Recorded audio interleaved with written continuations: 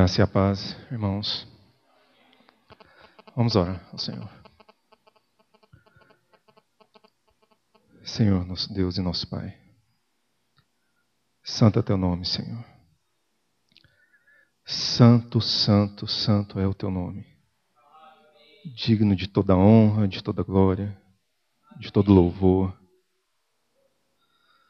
Ó Senhor, assuma o teu lugar, Senhor, diante dos teus filhos.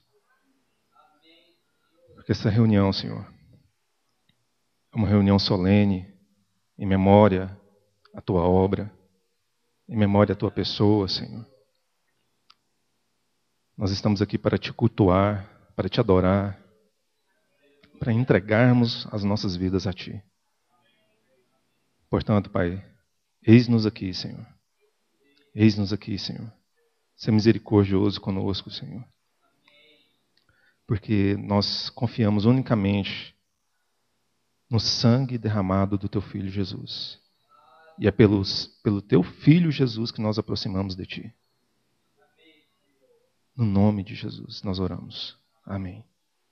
Amém. Amém, irmãos. Abram suas Bíblias aqui no Evangelho de João, no capítulo 15, versículo 9. Como o Pai me amou, também eu vos amei. Permanecei no meu amor. Se guardardes os meus mandamentos, permanecereis no meu amor. Assim como também eu tenho guardado os mandamentos de meu Pai, e no seu amor permaneço. Somente até aqui. Amém, amados. Grande benefício o Senhor nos deu, irmãos. Grande benefício o Senhor tem nos dado. E principalmente, grande é o amor que o Senhor tem derramado nos nossos corações. Grande é o amor do Senhor por nós. O amor que não pode ser medido. Deus nos amou de tal maneira que deu o seu Filho. Então é um amor que não pode ser medido. E esse amor Ele tem nos dado. E nessa passagem nós vemos o Senhor dizendo: permanecei no meu amor. Então aquilo que o Senhor nos deu, agora nós somos chamados para permanecer no seu amor.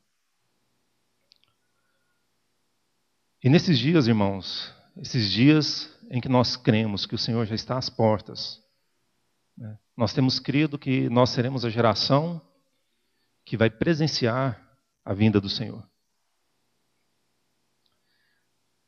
Em que nós temos permanecido? Nós temos permanecido nesse amor? Nós temos permanecido naquilo que é mais precioso que o Senhor nos deu? Em que nós temos colocado a nossa permanência? Em que nós temos nos apoiado? Então o Senhor, segundo esse contexto de João, o Senhor fala de permanecer nele. Ele é a videira verdadeira e nós somos os ramos. E nós somos chamados para ser os ramos que permanecem na videira, para que produzam frutos. Mas é interessante que ele usa, se a gente fosse trazer um outro assunto, seria permanecer sobre o fundamento. O Senhor é a videira, Ele é o fundamento. E nós somos os ramos, as colunas que permanecem sobre o fundamento. Mas ele liga essa permanência sobre o amor. Se vocês guardam os meus mandamentos, então vocês permanecem no meu amor. Então, amados, nós precisamos compreender, colocar na nossa mente, colocar no nosso coração, como permanecer no Senhor. É de vital importância que nós, não somente na hora de partir o pão e tomar o vinho, nós saibamos como permanecer no Senhor. Ter esse discernimento é o que Paulo diz lá em Coríntios. Nós precisamos discernir o que é isso. Amém? Como o Senhor nos amou, irmãos. Como Ele nos amou. Vamos abrir aqui na primeira epístola de João, no capítulo 4. no versículo, a partir do versículo 9. Nisto se manifestou o amor de Deus em nós, em haver Deus enviado seu Filho unigênito ao mundo, para vivermos por meio dele. Nisto consiste o amor, não em que nós tenhamos amado a Deus, mas em que ele nos amou e enviou seu Filho como propiciação pelos nossos pecados. Amados, se Deus de tal maneira nos amou, devemos também amar uns aos outros. Somente até aqui. Então, como que Deus prova o seu amor por nós? O Senhor provou o seu amor dando o seu Filho unigênito. Ele provou o seu amor suportando os nossos pecados lá na cruz. Ele provou o seu amor morrendo por nós na cruz. Ele provou o seu amor nos dando o seu Santo Espírito. Ele provou, isso é um fato, irmãos. É um fato inquestionável, da qual eu e você temos que nos deleitar, temos que permanecer. Deus não prova o amor dele de outra forma, a não ser através do seu Filho. Então não existe onde buscar o amor de Deus. Muitas religiões por aí falam do amor de Deus, mas nenhuma delas falam da obra que o Filho fez por nós. O amor de Deus repousa na obra do Filho. Vamos ver, confirmar isso também aqui no livro de Romanos, no capítulo 5, a partir do versículo 5 também. Ora, a esperança não confunde, porque o amor de Deus é derramado em nosso coração pelo Espírito Santo, que nos foi outorgado. Porque Cristo, quando ainda éramos fracos, morreu a seu tempo pelos ímpios. Dificilmente alguém morreria por um justo, pois poderá ser que pelo bom alguém se anime a morrer. Mas Deus prova seu próprio amor para conosco, pelo fato de ter Cristo morrido por nós, sendo nós ainda pecadores. Cristo morreu por nós quando, irmãos? Quando? Quando ainda éramos pecadores. Nós não éramos os bonzinhos. Nós não éramos os coitadinhos, a qual Cristo viu, coitadinho dele, eu vou dar a minha vida por ele, não. Foi o justo morrendo pelos injustos. O santo morrendo pelos pecadores. Foi assim que ele morreu por nós. E é isso que torna o amor dele constrangedor. Por quê? Porque lá no Evangelho de João, onde nós estávamos, ele fala assim, que ninguém tem amor maior do que este, em dar a sua vida pelos seus amigos. Mas nós não éramos seus amigos. Nós éramos seus inimigos. Nós éramos seus inimigos. Nós não o amávamos, mas ele nos amou. Ele nos amou e entregou a sua vida por nós. E é assim que ele prova o seu amor. E é isso que torna o amor dele constrangedor. Então, diante da obra do Senhor, diante de tão grande amor, ele nos coloca numa posição em que a gente tem que buscar um certo equilíbrio. Porque o Senhor nos chama para fazer memória da sua obra. Quando ele nos chama para fazer memória do seu corpo partido, do seu sangue derramado, o que ele está fazendo? Fazer memória da obra que ele consumou. Só que fazer memória da obra consumada, sem eu considerar quem eu era, fica complicado. Fica complicado porque como eu vou tocar nesses símbolos sem enxergar quem eu sou ou sem considerar quem eu era? Então, se nós não consideramos quem éramos antes do Senhor, não estou falando de trazer pecados lá do passado, eu estou falando de considerar de onde nós saímos. Nós não podemos fazer memória. Então, é de vital importância que eu considere da onde eu saí. Tem uma passagem aqui em Mateus, no capítulo 13, só o versículo 52. Então lhes disse: por isso, todo escriba versado no reino dos céus é semelhante a um pai de família que tira do seu depósito coisas novas e coisas velhas. Nós precisamos considerar aquilo que o Senhor já fez nas nossas vidas e aquilo que o Senhor ainda está fazendo nas nossas vidas. Nós vimos que precisamos considerar a obra do Senhor. Mas eu preciso considerar também de onde eu saí. Coisas velhas, depósito, fala de quê? O Senhor fala que aquele que guarda o meu mandamento, esse é o que me ama. Então, depósito fala daquilo que você tem guardado. E aquilo que você tem guardado são coisas velhas e coisas novas. Ou seja, são coisas que é do seu passado, da onde você saiu, são coisas lá do passado que o Senhor já fez na sua vida, mas também são coisas novas que o Senhor está fazendo nas suas vidas. Então, todo escriba versado, ele precisa ter este depósito. E o primeiro depósito que nós precisamos considerar é de onde nós saímos. De onde nós saímos? De onde nós saímos? Vamos abrir aqui em Deuteronômio, capítulo 5, e versículo 15. Quando o Senhor profere a sua lei, ele faz a repetição dos 10 mandamentos. E no meio dos mandamentos ele diz assim: porque te lembrarás que foste servo na terra do Egito, e que o Senhor teu Deus te tirou dali com mão poderosa e braço estendido, pelo que o Senhor teu Deus te ordenou que guardasse o dia de sábado. Então o que o Senhor diz? Isso aqui é só uma das passagens, nós vamos tocar em outra. É uma das passagens que o Senhor diz para o povo judeu: eu tirei vocês da terra do Egito. Como? Fazendo uma obra tal, com sinais, com poderes, sinais poderosos e maravilhas. Então vocês vão lembrar de onde que vocês saíram.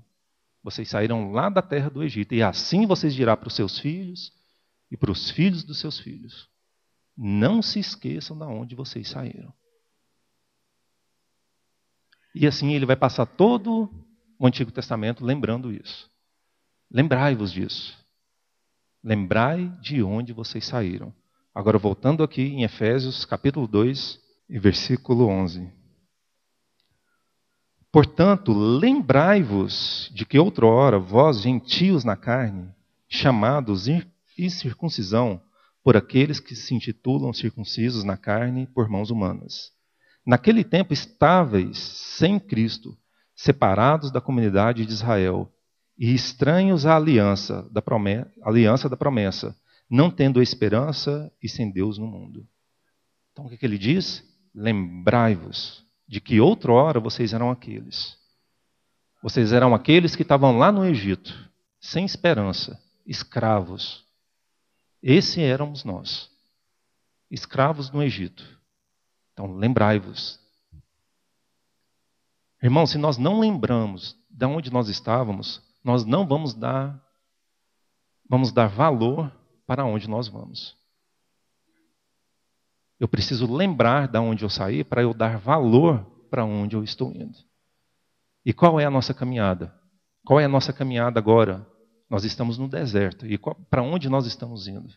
Nós estamos indo para a plenitude de Cristo. Mas se eu não considero de onde eu saí, também não vou considerar o alvo que eu tenho para alcançar. Então eu tenho que ter um equilíbrio. Eu preciso lembrar de onde eu saí. Eu preciso lembrar do estado pecaminoso que eu vivia. Não é lembrar dos pecados que eu pratiquei. É lembrar do estado pecaminoso qual eu vivia. Porque aquilo que o Senhor já te perdoou, você não tem que trazer mais lembrança. O Senhor perdoou. Colocou no mar do esquecimento. Mas você precisa lembrar quem você é. Quem você é sem Cristo. Nós éramos escravos. Os escravos. Mas a semelhança do povo judeu, nós temos um problema. Um problema gravíssimo. Quando o Senhor diz, quando Ele parte o pão e reparte o vinho, Ele diz, fazei memória de mim. Por que o Senhor dá essa ordem, irmãos? Porque fazer memória é o nosso problema. Se fazer memória não fosse o nosso problema, o Senhor não precisava pedir isso. Fazei memória de mim. Então, nosso problema é que nós somos, desculpem a palavra, mas nós somos lesados. Nós não lembramos do que o Senhor fez por nós. Nós não lembramos de onde saímos. Parece que depois que nós convertemos, parece que passou uma borracha na mente da gente. Parece que eu fui santo a vida inteira. Não, irmãos, você saiu de algum lugar. Você saiu do Egito. E você precisa lembrar que o Senhor consumou uma obra. Vamos ver aqui no Salmo 78. Salmo 78 é um resumo da história do povo judeu quando saíram do Egito. E ele diz assim, a partir do versículo 2: Abrirei os lábios em parábolas e publicarei enigmas dos tempos antigos. Eu vou lembrar vocês coisas lá do passado. Está vendo as coisas velhas do bom depósito? Publicarei enigmas dos tempos antigos. O que ouvimos e aprendemos e o que nos contaram nossos pais. Não encobriremos aos nossos filhos. Contaremos à vindoura geração os louvores do Senhor e o seu poder e as maravilhas que fez. Versículo 7. Para que pusessem em Deus a sua confiança e não se esquecessem dos feitos de Deus, mas lhe observassem os mandamentos. E que não fossem como seus pais, geração obstinada e rebelde, geração de coração inconstante, e cujo espírito não foi fiel a Deus. Versículo 10. Não guardaram a aliança de Deus, não quiseram andar na sua lei. Esqueceram-se das suas obras e das maravilhas que lhes mostrara. Prodígios fez na presença de seus pais, na terra do Egito, no campo de Zoã. Dividiu o mar e fê-lo seguir. Aprumou as águas como no dique. Guiou-os de dia como numa nuvem e durante a noite como um clarão de fogo. No deserto fendeu rochas e lhes deu de beber abundantemente como de abismos. Da pedra fez brotar torrentes, fez manar água como rios. Mas ainda assim prosseguiram em pecar contra ele e se rebelaram no deserto contra o Altíssimo. Tentaram a Deus no seu coração pedindo alimento que lhes fosse do gosto. Falaram contra Deus dizendo, pode acaso Deus preparar-nos mesa no deserto? Com efeito feriu ele a rocha e dela manaram águas, transbordaram caudais. Pode ele dar-nos pão também, ou fornecer carne para o seu povo? Ouvindo isso, o Senhor ficou indignado. Acendeu-se fogo contra Jacó e também levantou o seu furor contra Israel, porque não creram em Deus, nem confiaram na sua salvação. Qual foi o problema do povo judeu, irmãos? Eles nunca consideraram aquilo que o Senhor fez para eles. O Senhor tirou eles lá do Egito com grandes sinais. E eles ainda murmuravam contra Deus, como dizendo, isso não é suficiente. Eles passaram pelo Mar Vermelho. E quando eles atravessam, qual a primeira coisa que eles fazem? Eles murmuram contra o Senhor. Por que nos tirou lá da terra do Egito para morrer aqui no deserto? Então, olha só, eles ceiaram, eles passaram pela Páscoa lá no Egito, tipificando a Páscoa do nosso Senhor Jesus. Eles comeram do cordeiro, o sangue foi passado no umbral das portas, e eles não consideraram isso. Eles passaram pelo batismo do Mar Vermelho e ainda murmuravam contra isso, dizendo, não é suficiente. Por que nos tirou lá do Egito? eles não enxergaram o tamanho da salvação deles. Não consideraram de onde eles saíram. Eles desejavam de onde eles saíram, mas eles não consideraram. Porque se eles tivessem considerado, não, eu era escravo, mas agora eu sou liberto, a posição deles seria diferente, mas não. Não consideraram. Então aqui no Salmo diz que eles se esqueceram. E o Senhor vai repetir isso muitas vezes. Eles esqueceram das obras que eu fiz para eles lá no Egito. Eles esqueceram. Por isso o Senhor fala assim, você contará as minhas obras para os teus filhos e para os filhos dos teus filhos, para que eles não se esqueçam. Quando eles entrarem na terra que mana leite e mel, eles têm que saber que eles saíram lá do Egito e eu tirei eles de lá com o meu poder, com a minha obra. Eles não podem se esquecer disso. Igualmente nós, irmãos, nós não podemos esquecer que nós saímos do mundo pela obra redentora do nosso Senhor Jesus. Então eu não posso deixar de considerar de onde eu saí. Eu tenho que constantemente fazer memória daquilo que o Senhor consumou na cruz do Calvário. E quando eu não faço isso, irmãos, a nossa situação se torna séria diante do Senhor. Se eu não considero essa obra, minha situação se torna séria diante do Senhor. Muito séria. Vamos voltar aqui no Evangelho de João, no Evangelho de João, no capítulo 15, versículo 10. Se guardardes os meus mandamentos, permanecereis no meu amor. Assim como também eu tenho guardado os mandamentos de meu Pai, e no seu amor permaneço. Então aqui o Senhor fala de guardar os seus mandamentos. E vai ser natural que quando nós lemos esse versículo, nós vamos pensar em tudo aquilo que o Senhor nos deu como ordenança, né? E vamos guardar. E fazemos bem em fazer isso. Fazemos muito bem. Mas nós temos que atentar, né, em que mandamentos especificamente ele está dizendo aqui. Se guardardes os meus mandamentos, permanecereis no meu amor. Então é importante nós olharmos do seguinte ponto. Vamos voltar aqui um pouquinho aqui no capítulo anterior, no capítulo 14, versículo 21. Aquele que tem os meus mandamentos e os guarda, esse é o que me ama. Então o Senhor está colocando da seguinte forma. O Senhor nos chama para amá-lo. Né? Isso o Senhor não tem esse chamado para as nossas vidas, para amá-lo, para corresponder a esse amor. Só que ele não diz que o nosso amor é provado de qualquer forma. Esse amor é provado quando eu guardo os seus mandamentos.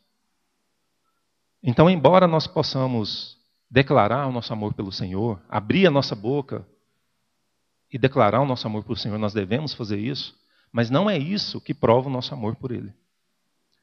O que prova o nosso amor por Ele são aqueles que guardam os seus mandamentos.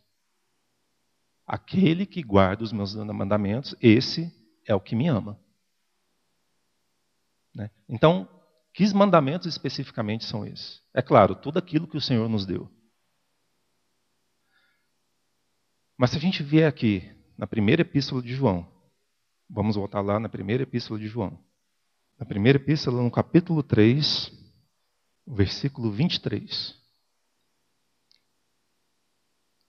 Ora, o seu mandamento é este, que creiamos em nome do seu Filho Jesus Cristo e nos amemos uns aos outros, segundo o mandamento que nos ordenou. E aquele que guarda os seus mandamentos permanece em Deus e Deus nele. E nisto conhecemos que ele permanece em nós, pelo Espírito que nos deu. Então, como que ele diz aqui, qual é o mandamento que ele fala para que nós venhamos a guardar? Que nós creiamos no nome do seu Filho Jesus. Por que a ênfase aqui é em crer? Porque os judeus tinham a visão de que pelas obras eu me achegaria a Deus. Eu tinha que fazer algo, eu tinha que cumprir a lei para ser justo, então de estar diante de Deus. Então eles tinham a visão nas obras. Eu tenho que fazer algo para me aproximar de Deus. Eu tenho que fazer algo para amar a Deus. Mas aí quando perguntam para o Senhor Jesus, lá no capítulo 6 de João, o que faremos para realizar as obras de Deus? O que o Senhor Jesus responde? A obra de Deus é esta, que creiais naquele que por ele foi enviado. Essa é a obra. Crer. Eu preciso crer no meu Senhor Jesus. Quando eu coloco a minha fé no Senhor e naquilo que Ele realizou, eu permaneço no seu amor. Não existe outra forma de declararmos o nosso amor pelo Senhor. Não existe outra forma de permanecermos no Senhor. Mas quando eu creio no Senhor e na sua obra. Quando eu creio que aquela morte me salvou. Mas quando eu também creio que Ele me incluiu na sua morte. Quando eu creio que Ele ressuscitou dos mortos. Mas também quando eu creio que eu ressuscitei com Ele. Quando eu creio que Ele ascendeu aos céus. Mas eu também ascendi com Ele. Quando eu creio que Ele me deu o seu Espírito Santo. Que o Espírito Santo habita em nós. E quando eu creio que Ele vai retornar. E consumar a nossa união com o Senhor. Aqueles que guardam o meu mandamento, esses são que me amam. Esses são que me amam. Voltando aqui no Evangelho de João, para terminarmos. Evangelho de João, no capítulo 10, a partir do versículo 17. Por isso, o Pai me ama, porque eu dou a minha vida para reassumir. Ninguém a tira de mim. Pelo contrário, eu espontaneamente a dou. Tenho autoridade para entregar e também para reavê-la. Este mandato recebi do meu Pai. Embora nas nossas versões, na nossa tradução está escrito mandato, a palavra também é mandamento. Este mandamento recebi do meu Pai, que eu vou dar a minha vida. Então nós precisamos mudar nossa mente com relação àquilo que é mandamento do Senhor. O mandamento não é só aquilo que Ele nos ordenou a fazer, mas a sua obra é um mandamento do Pai. Aqueles que guardam esse mandamento são os que permanecem em mim. E são aqueles que me amam. Então, quando nós tocamos esses elementos, quando o Senhor nos chama para fazer memória dele, o que nós estamos fazendo, irmãos? Nós estamos considerando o mandamento eterno. Que o Senhor deu a sua vida por nós. Que Ele derramou o seu sangue. Que Ele nos salvou, que Ele nos redimiu. E quando nós consideramos isso, é assim que nós dizemos para Ele, Senhor, nós te amamos. Não que nós amamos a Deus, mas Ele nos amou primeiro. Ele nos amou primeiro, então nós podemos retribuir esse amor. E existe até um bom senso nisso, irmãos. Imagine vocês que são pais e vocês pegassem a vida do filho de vocês e dessem em favor de alguém. Claro que isso é impossível para nós. Mas imagine que nós fizéssemos isso. E depois alguém vem e diz assim, não, mas o que tem eu a ver você ter dado a vida do seu filho? Você deu porque você quis. Né? Não foi algo tão grande assim. Como você, pai, se sentiria com isso? Se menosprezassem a vida do seu filho. Né? Se alguém pudesse ter alguma consideração, seria o considerar o quê? A vida daquele filho que foi dado. Aquela vida era a mais preciosa de todas. Então a forma de eu considerar o amor do Senhor é considerar a vida que foi dada por mim. Se eu não considero isso, então como que nós vamos aproximar do Senhor? Como nós vamos aproximar do Pai? Se eu não considero a vida do Filho. Nós não podemos, irmãos. Nós não podemos. Então é considerando aquilo que o Filho fez que eu provo que estou no Pai. Então, diante de tudo isso, irmãos, nós precisamos olhar nosso coração. Porque nós não amamos o Senhor de verdade. Nós não amamos. Quando o povo judeu sai lá do Egito, e eles reclamaram com Moisés, por que só Moisés falava com o Senhor? Né? Nós também queremos falar. Né? Eles também queriam ser como Moisés, falar com Deus. Então o Senhor falou, então vocês querem falar comigo? Então se preparem. Mas aí quando o Senhor diz assim para Moisés, quem dera eles tivessem tal coração. Quem dera.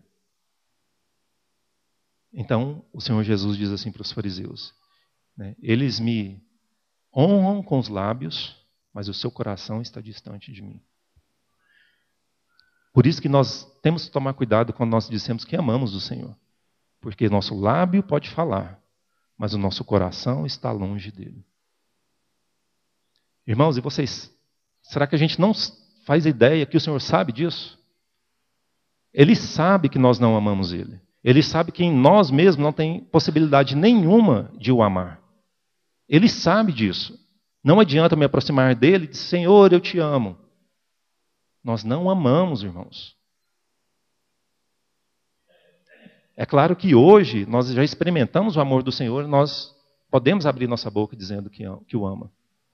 Mas o Senhor, Ele pede, permaneça na minha obra. Permaneça na minha obra, naquilo que meu filho fez por você.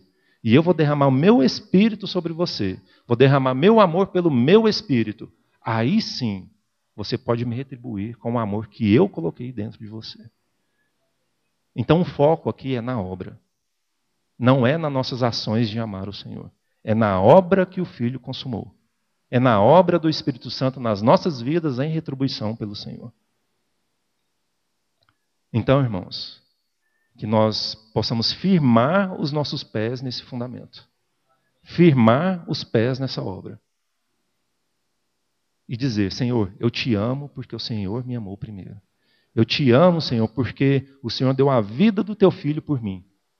É nisso que eu creio, Senhor. É nisso, irmãos.